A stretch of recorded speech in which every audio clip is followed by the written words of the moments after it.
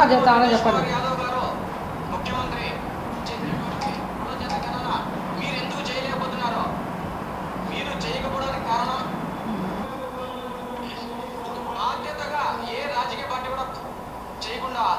విద్యలో కానీ ఉపాధిలో కానీ రాజకీయంగా కానీ వైఎస్ఆర్ కాంగ్రెస్ ప్రభుత్వం దిగిపోయేంత వరకు ఈ ఉద్యమాన్ని ప్రతి జిల్లాలో నిర్వహిస్తాం. అలాగే రాష్ట్రంలో వైసీపీ పాలన వచ్చినప్పటి నుంచి. నా పేరు కొప్పల శివ యాదవ్. నేను వైఎస్ఆర్ జిల్లా ప్రధాన కార్యదర్శిని. నిన్న జరిగినటువంటి బీసీ గర్జన పేరుతో జరిగినటువంటి ఒక వైసీపీ గురించి నీచమైన విచక్షణారహితంగా మాట్లాడినటువంటి మాటలకు ఈరోజు ఖండనిస్తున్నాము. ఇన్నాళ్ళుగా ఎన్నడూ లేనటువంటి విధంగా మన వైఎస్ జగన్మోహన్ రెడ్డి గారు చేసినటువంటి బీసీలకు ఎంత మేలు జరుగుతుందో అనేది ప్రజలంతా గమనిస్తున్నారు. ముఖ్యంగా ఈ సెన్సెక్స్ గురించి మాట్లాడినారు, కులగణన గురించి. కులగణన ఏ రాష్ట్రంలో కూడా చేయలేదు, ఒక బీహార్లో తప్ప మిగిలిన రాష్ట్రాల్లో కూడా చేస్తామని చెప్తున్నారు తప్ప ఎక్కడా చేసిండేది లేదు. ఈయన బీసీల పట్ల ప్రేమ అభిమానంతో ఉన్నటువంటి ముఖ్యమంత్రిగా ఇవాళ ఆల్రెడీ 19వ తేదీన కులగణన మొదలైంది.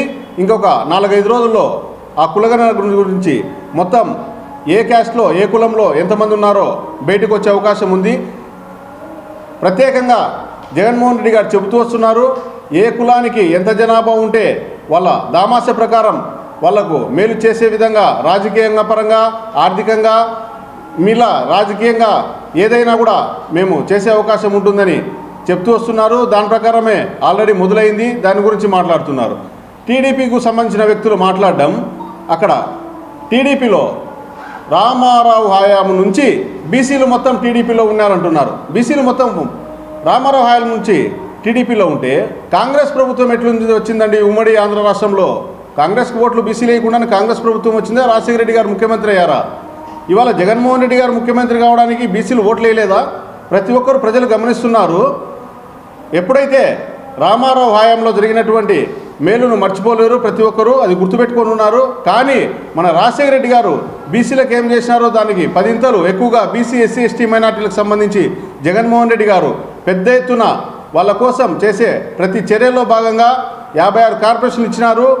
ఇచ్చి దానికి తగినట్టుగా ప్రతి ఒక్కరు బీసీ కులాలకు లబ్ధి పొందే విధంగా ఆచరణలో పెట్టే సిద్ధాంతానికి ఈరోజు కులగణన మొదలైంది. ముఖ్యంగా చెప్పాలంటే మన క్యాబినెట్ మినిస్టర్లు ఉన్నటువంటి 25 మందిలో 70% బీసీ ఎస్సీ ఎస్టీ మైనార్టీలు ఉన్నారు. ఇది గమనించాలా. గమనించకుండా మాట్లాడితే ఏది చెల్లదు. ఆర్థికంగా రాజకీయంగా ఎదిగేదానికి బీసీలు కావాలంటే రాజకీయంగా వచ్చి ప్రజలకు సేవ చేసేదానికి రావాలన్నా, ఆర్థికంగా డబ్బు సంపాదించుకునేదానికి రావాలనో మీరు గుర్తిరిగి మాట్లాడాలి. ఇది వరకు ఎన్నడూ లేని విధంగా మన రాజ్యసభకు 2 బీసీలను మన జగన్మోహన్ రెడ్డి గారి ప్రభుత్వం పంపించింది. ఇది మీరు ఏం చేయాలంటే టీడీపీ వాళ్ళు ఎప్పుడైనా రాజ్యసభకు 2 బీసీలను పంపించిన ఘనత ఏదైనా ఉంటే మీరు తెలుసుకొని మాట్లాడండి. రెండో విషయం ఏంటంటే మీ సొంత జిల్లా, మా సొంత జిల్లా, మన సొంత జిల్లా అయినటువంటి మన వైఎస్ఆర్ జిల్లాలో బీసీ భవనం టీడీపీ హయాం నుంచి ఎంతోమంది బీసీ నాయకులు దాని గురించి పోరాడుతూ వస్తుంటే స్థలము ఎక్కడో మన కనుమలోపల దగ్గర అర్ధెకరా చూపించి అది మనకు సంబంధించిన సైట్ కాదని ఆ మమా అనిపించుకునేటువంటి ఘనత టీడీపీ ప్రభుత్వానిది.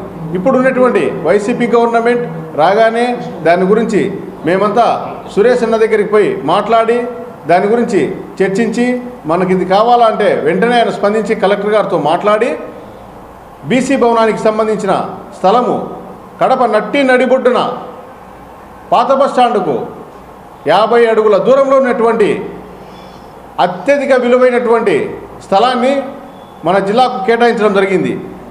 దానికి మన బీసీ భవన్కు ఆనుకున్నటువంటి కోఆపరేటివ్ కాలనీలో సెంటు 50 లక్షలు ఈరోజు బలుకుతుంది. అంటే 20 సెంట్లు 10 కోట్ల రూపాయలు విలువ చేసే స్థలం మన బీసీ భవనానికి ఇవ్వడం జరిగింది. ప్లస్ 5,65,00,000 ఎంపీ నిధులతో మన అవినాష్ రెడ్డి గారు తక్షణమే దానికి కేటాయించి బీసీ భవన నిర్మాణానికి కృషి చేసినటువంటి ఘనత మన అవినాష్ రెడ్డి గారికి. ఆ జగన్మోహన్ రెడ్డి గారు చెప్పిన ఆదేశాల మేరకు సురేష్ బాబు గారు, మన అమ్జద్ బాషా గారు, మన అవినాష్ రెడ్డి గారు ముగ్గురు కలిసి ఇమ్మీడియట్లీగా దాన్ని బీసీ భవనాన్ని మొదలుపెట్టి ఈరోజు 80% పనులు పూర్తయినాయి. ఇది కూడా మీరు గమనించాలి.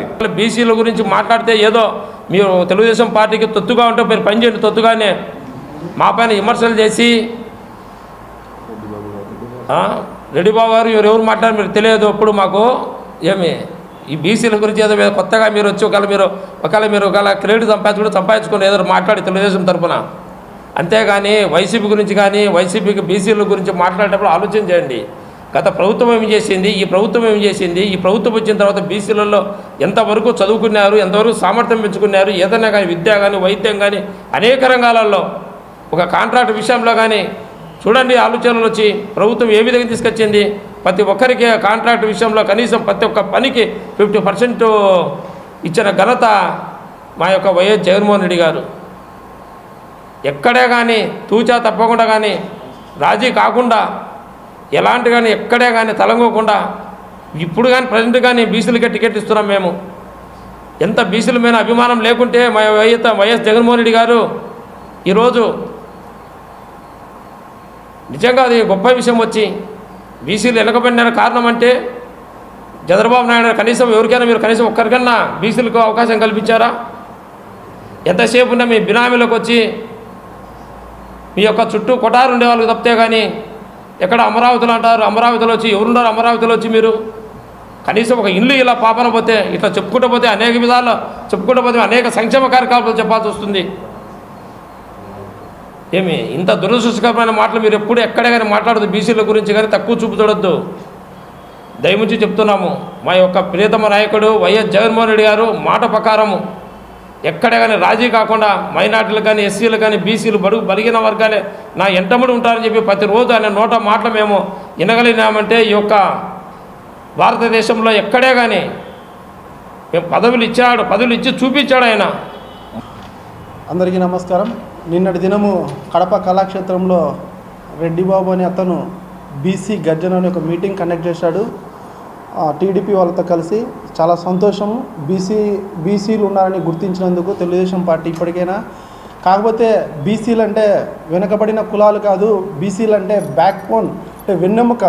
మనకు శరీరంలో వెన్నెముక ఎంత ముఖ్యమైనదో ఆ విధంగా మా పార్టీకి కానీ ఈ సమాజానికి కానీ బీసీలు అంత వెన్నెముక లాంటి వాళ్ళని మా ముఖ్యమంత్రి గారు నమ్మారు. కాబట్టి ఈరోజు అనేక సంక్షేమ కార్యక్రమాలు ప్రవేశపెట్టినా చివరికి ఎవరికైనా అంతిమ లక్ష్యం ఏంటంటే రాజ్యాధికారం.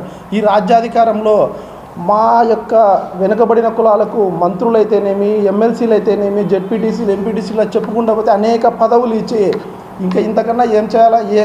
స్వాతంత్రం వచ్చినప్పటి నుంచి ఇప్పటి వరకు ఏ ముఖ్యమంత్రి చేయనటువంటిది ఈరోజు మా ముఖ్యమంత్రి చేస్తున్నాడు. ఇంకో మనం గర్వించదగ్గ విషయం ఏంటంటే ఈరోజు మా లక్ష్మయ్య గారు చెప్పినట్టు కడపలో 2 డివిజన్లు ఓసీకి రిజర్వ్డ్ అయితే ఆ 2 డివిజన్లలో కూడా బీసీలకు ఇచ్చిన ఘనత వైఎస్ఆర్ కాంగ్రెస్ పార్టీది. మీరు కనీసం బీసీలుగా కూడా గుర్తించలేని పార్టీ ఏదన్నా ఉందంటే ఈరోజు తెలుగుదేశం పార్టీ. ఆ తెలుగుదేశం పార్టీకి రెడ్డిబాబు అనే వ్యక్తి నువ్వు ఎక్కడున్నావో ఎలా ఉన్నావో ఈరోజు కడపలో ఇంతమంది బీసీలు ఉన్నారు, బీసీ సమాజం బీసీల కోసం పనిచేసినటువంటి నాయకులు ఉన్నారు. లింగమూర్తి గారు కానీ, కుప్పల సుధాకర్ గారని, బంగారు నాగ ఇలా చెప్పుకుంటా పోతే కళ్యాణ్ సుధాకర్ అని మేము ఎంతోమందిని చూస్తాను. దాదాపు మా 40 సంవత్సరాల ఈ జీవితంలో ఈ రెడ్డిబాబు అనే వ్యక్తిని నిన్ననే నేను చూస్తున్నా. అది కూడా ఏం మాట్లాడతానంటే అసత్యాలు. ఏం జరగల, కులగణన జరగలే, బీహార్లో చేసిన అంటాడు. అయ్యా రెడ్డిబాబు గారు, నువ్వు ప్రతి సచివాలయంలో ఒక 10 మంది సెక్రటరీలు ఉన్నారు, ఒక 25 నుంచి 30 మంది వాలంటీర్లు ఉన్నారు. వాళ్ళందరూ వాళ్ళ యొక్క మొబైల్లో ప్రతి ఇంటికి వెళ్ళి కులగణన సర్వే చేస్తున్నారు. నువ్వు కళ్ళు ఉంటే ఒకసారి పోయి చూసి మళ్ళా రేపు మొన్నాడు వచ్చి ప్రెస్ మీట్ పెట్టి చెప్పు. ఊరికి అవాస్తవాలు మాట్లాడితే ఎవరు ఒప్పుకోరు. ఇది నీకు ఇదే మేము హెచ్చరించినా అనుకో, లేదంటే ఈతవు పలికినామనుకో, ఏదైనా సరే రెడ్డిబాబు తెలుసుకొని మాట్లాడితే బాగుంటుంది. నువ్వు రెడ్డప్ప గారి మాధవి రెడ్డి గారిని పక్కన కూర్చోబెట్టుకొని ఆమెకు ప్రమోషన్ కార్యక్రమం చేసినావు, మంచిది. కానీ అలాంటి ఆమెకే ఊడిగం చేసుకుంటా నువ్వు ఆ పార్టీలో చేరు. కానీ బీసీలందరికీ గబ్బు పట్టించే మాటలు మాట్లాడొద్దు. ఎందుకంటే ఈరోజు జగన్మోహన్ రెడ్డి గారు ఇంత మంచి పరిపాలన అందిస్తా అంటే దాన్ని పక్కన పెట్టి నీ యొక్క స్వలాభం కోసం కొంతమందిని పిలుచుకొచ్చుకొని ఆడ మీటింగ్ జరిపి తెలుగుదేశం పార్టీకి ఒత్తాసగా పలికి జగన్మోహన్ రెడ్డి గారిని ఇంత సంక్షేమాన్ని, ఇంత అభివృద్ధిని కళ్ళకు కట్టినట్లు ప్రతి సచివాలయంకు వెళ్తే కన్నా ఎంతమందికి బీసీలకు ఏ పథకం వచ్చిందో సచివాలయంలో బోర్డు పెట్టి ఆ బోర్డులో ఎంతమందికి ఎంత లాభం చేకూరిందని స్పష్టంగా కనిపిస్తా అంటే నీకు కళ్ళుండి చూడని కబోదిలాగా ఉన్నావు. వెళ్ళి ఒకసారి చూడు, నీ దగ్గరలో నువ్వు ఏ వార్డులో ఉన్నావో ఆ వార్డు సచివాలయంపై చూడిపో, ఎంతమంది బీసీలకు ఎంత లబ్ధి చేకూరింది. ఏమి నాయకులకే కాదు, ప్రజలకు సంక్షేమ పథకాలు అందించిన ఘనత ఎవరికంటే మా జగన్మోహన్ రెడ్డికి మాత్రమని ఈ సందర్భంగా తెలియజేస్తున్నాము. ఇప్పటికైనా నువ్వు వాస్తవాలు తెలుసుకో.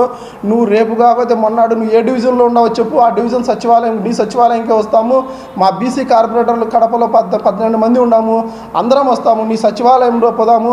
అక్కడ బీసీలకు న్యాయం జరిగిందా లేదా చూసి తర్వాత మాట్లాడదాము. నువ్వు ఊరికే అవాస్తవాలు నువ్వు జగన్మోహన్ రెడ్డి గురించి మాట్లాడితే స్థాయి కాదు, అంత విలువ కూడా లేదు నీకు. ఇప్పటికైనా నువ్వు తెలుసుకొని మాట్లాడితే బాగుంటుంది. నీ సందర్భంగా నీకు హెచ్చరిస్తున్నాను.